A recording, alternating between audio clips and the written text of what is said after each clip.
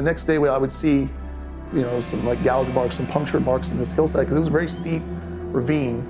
I heard maybe 2 of those and I was gone. I was running top speed back to my house and I felt like I was running off the tips of my big toes. I mean, I just remember running and then staring out the window the rest of that night, peeking through the curtains of my room, watching with that light, the wood line across that creek for anything.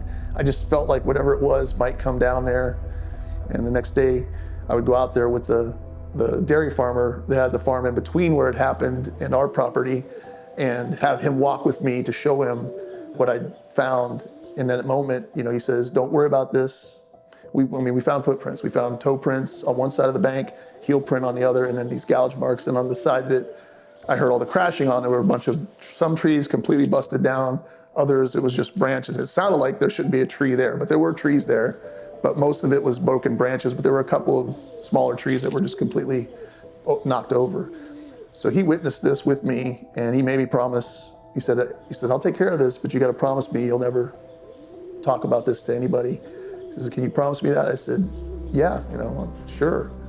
And I didn't. I never told anybody. But, all I did was have an interest in it. I didn't talk about my experience.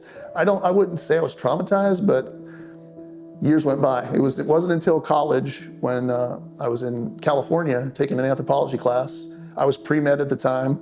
I thought I was going to be a doctor. Then I took Dr. McKenna's class, Intro to Physical Anthropology, and he's talking about Gigantopithecus. He's talking about Bigfoot. And shortly thereafter, then I would read Dr. Krantz's book, Big Footprints. I would fly to Washington State, interview him and about his book at the time, and apply to grad school. But I went out, there were footprints in the snow.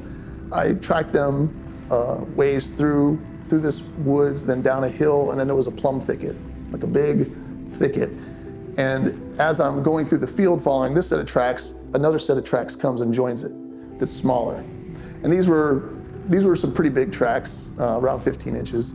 The other ones were a little smaller, but they joined at this thicket, and it looked like a tunnel entrance, like a game trail going in, but instead of a regular game trail, it almost looked circular. It was really interesting. Like I can't say that it was woven. I've seen things since then that look like what I remembered seeing, but I didn't pay enough attention to those details. I did see, though, that something had dropped down from its feet to all fours and crawled in there.